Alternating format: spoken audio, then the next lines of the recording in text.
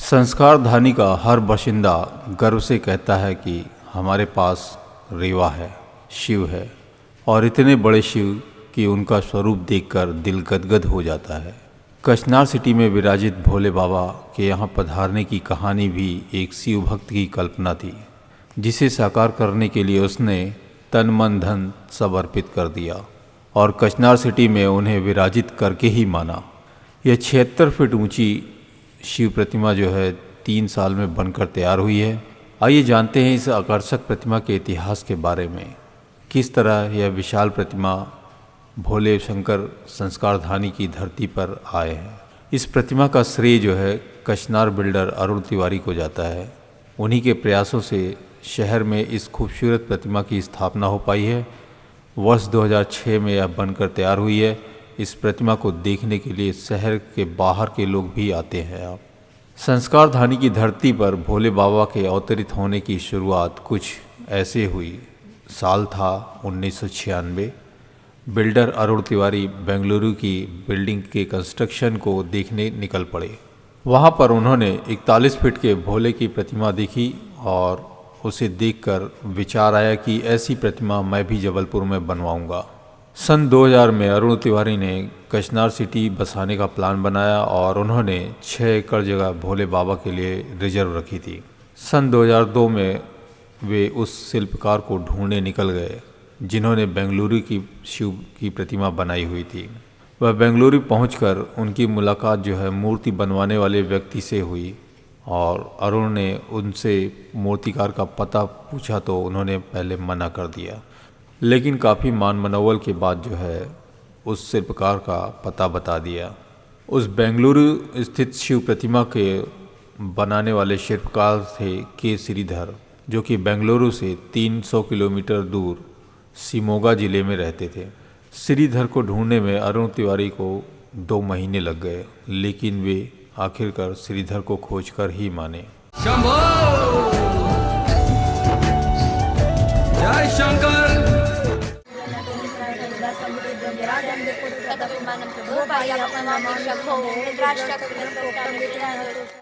अब शिल्पकार तो मिल गए। अब जब उनसे बात हुई, उनके सामने बात रखने की आई बारी, जब अरुण तिवारी ने श्रीधर को जबलपुर में प्रतिमा बनाने के लिए निवेदन किया तो उन्होंने साफ मना कर दिया। श्रीधर को लगता था कि नॉर्थ इंडिया में बहुत दंगे होते हैं, इसलिए जान का खतरा हो सकता है। तो इस पर फिर अरुण तिवारी ने श्रीधर को सुरक्षा की गारंटी दी और वे जबलपुर आने के लिए इस तरह वे तैयार हुए। बिल्डर अरुण तिवारी ने कहा कि हमें 81 फीट की मूर्ति चाहिए, तो श्रीधर ने कहा कि कुछ फीट कम ज़्यादा हो सकता है, एक्चुअल एक तो नहीं बन पाएगी। तो श्रीधर ने एक शर्त रखी कि वे अपने 15 मजदूरों के साथ आएंगे और सभी केवल एक जोड़ी कपड़े में आएंगे, साथ ही रहने के लिए मकान और खाने का प्रबंध आपको करना होगा। सभी बातें पक्की होने के बाद बिल्डर अरुण तिवारी जो है श्रीधर को शहर लेके आए गए और फिर कचनार सिटी में मूर्ति निर्माण की जगह दिखाया और दिखाने के बाद फिर जो है श्रीधर ने निर्माण की सारी ज़रूरतें बताई और बुनियादी काम होने के बाद 2003 में मूर्ति बनाने का काम शुरुआत हुआ। मूर्ति को बनाने में मज़दूरों को 3 साल लग गए और जब निर्माण कार्य चल रहा था तो ऊपर तक पहुंचने के लिए लिफ्ट का सहारा लिया गया, जो कि पुणे से मंगवाई गई थी। एक दिन जो है श्रीधर अरुण तिवारी को लिफ्ट में बैठाकर ऊपर तक ले गए। जब लिफ्ट प्रतिमा की नाक के पास पहुंची तो उन्होंने पूछा कि तुम नाक कैसे बनाओगे, क्योंकि बिल्कुल नज़दीक होने के कारण शेप समझ में नहीं आएगा। तो इस पर श्रीधर ने कहा यह राज की बात है, मैं नहीं बता सकता। फिर वे लिफ्ट से नीचे आए और दूर खड़े होकर शेप देखा और फिर वे लिफ्ट से ऊपर आए और शेप देने का काम शुरू कर दिया। प्रतिमा के अंदर जो है गुफा में 12 ज्योतिर्लिंग की स्थापना भी श्रीधर ने ही की थी और प्रतिमा के निचले हिस्से में बनी गुफा में देश के विभिन्न राज्यों के ज्योतिर्लिंग के दर्शन होते हैं और श्रीधर के सुझाव पर ही कचनार सिटी मंदिर के आकर्षक गेट का भी निर्माण किया गया था और 6 एकड़ के इस परिसर में कई अन्य प्रतिमाएं भी बनाई गई हैं जो कि ऋषि मुनियों की हैं वे भगवान भोलेनाथ के आप भजन कर रहे होते हैं। जो आप देख रहे हैं ना, अगल बगल गार्डन में ये मूर्तियाँ स्थापित हैं, ये ऋषि मुनियों की मूर्तियाँ हैं। ये भी शिल्पकार श्रीधर की कला का एक बेहतरीन नमूना है।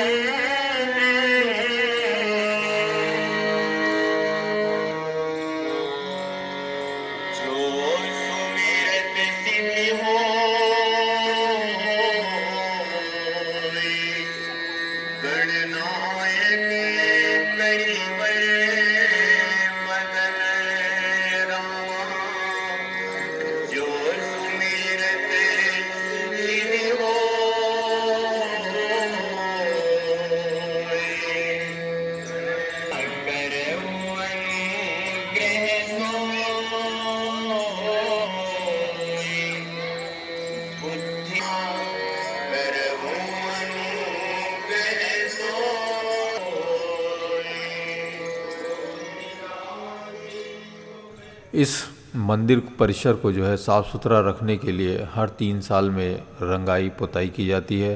साथ ही स्थानीय मजदूरों द्वारा पेंट कराया जाता है और कंक्रीट से बने शिव जी की इस मूर्ति को इसमें धूप के कारण चटकन ना आ जाए, इसलिए समय समय पर इसका रख रखाव पर ध्यान दिया जाता है।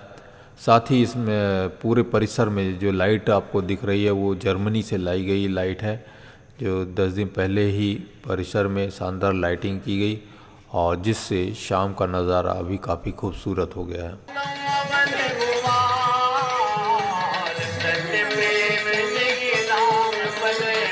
शिल्पकार श्रीधर जो है अभी तक 12 प्रतिमा इस तरह बना चुके हैं। वे खुद ये मानते हैं कि उन सब प्रतिमाओं में से यह प्रतिमा सबसे सुंदर है। जितनी साफ सफाई और चेहरे के भाव भंगिमा इस प्रतिमा में है उतनी अन्य किसी में नहीं है। वे 3-4 साल तक के अंतराल में इसे देखने ज़रूर आते हैं। तो इस तरह यह मूर्ति जो है 2004 में बनकर 15 फरवरी 2006 में जो है जन दर्शन व पूजा के लिए लोगों के लिए तैयार की गई और इस मूर्ति की ऊंचाई जो है 76 फीट हो पाई है, यानी कि 23 मीटर। यह एक गुफा के ऊपर स्थापित है और इस गुफा में जो है 12 ज्योतिर्लिंग स्थापित हैं।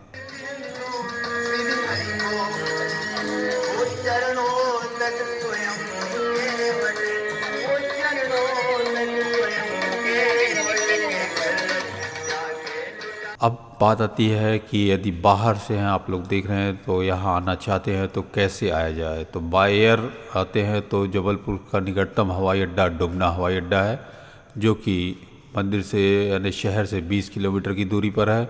जबलपुर मुंबई दिल्ली से यह हवाई अड्डे से जुड़ा हुआ है। वहीं नागपुर हवाई अड्डे से भी आप आ सकते हैं, इंदौर से भी आ सकते हैं, ट्रेन की सुविधा है। तो बाय ट्रेन आना चाहें तो जबलपुर रेलवे का यहाँ पर बड़ा मुख्यालय है और आपको बता दें कि यह देश के सभी रेलवे से कनेक्टिविटी है इसकी। दिल्ली, मुंबई, हैदराबाद, पुणे, वाराणसी, ग्वालियर, भोपाल, इंदौर, नागपुर, जम्मू जैसे चारों तरफ की ट्रेनें से आप एक यह जबलपुर स्टेशन जुड़ा हुआ है। वहीं सड़क मार्ग से देखा जाए तो सड़क मार्ग से यहाँ राष्ट्रीय राजमार्ग 7 है जो कि जबलपुर से गुजरता है और जो वाराणसी से कन्याकुमारी को जोड़ता है और जबलपुर से जुड़े निकटवर्ती महत्वपूर्ण शहर जो है भोपाल, रायपुर, खजुराहो आदि है।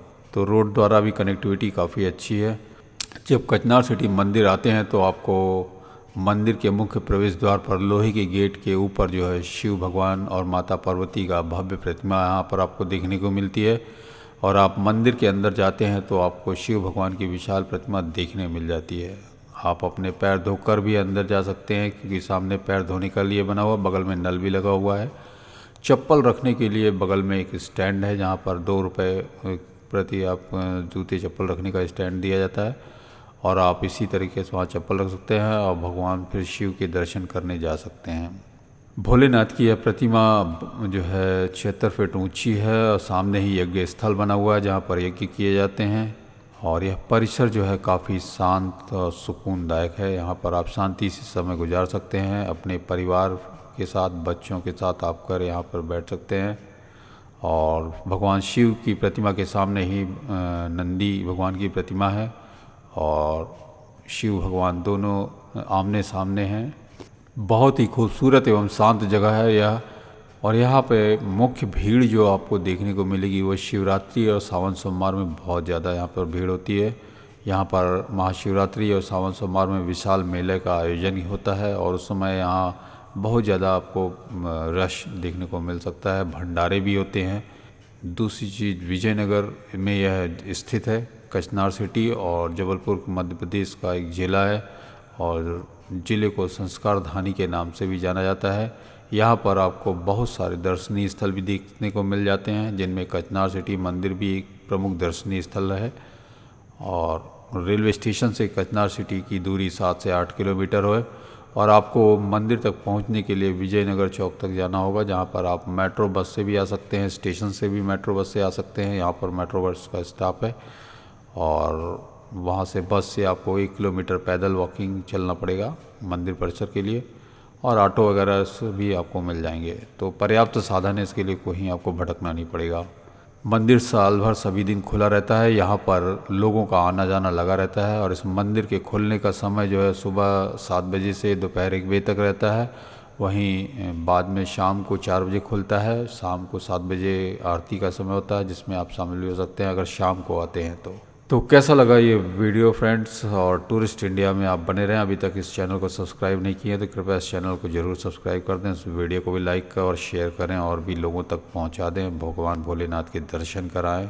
संस्कार धानी जबलपुर में आप सभी लोगों का बहुत बहुत स्वागत है।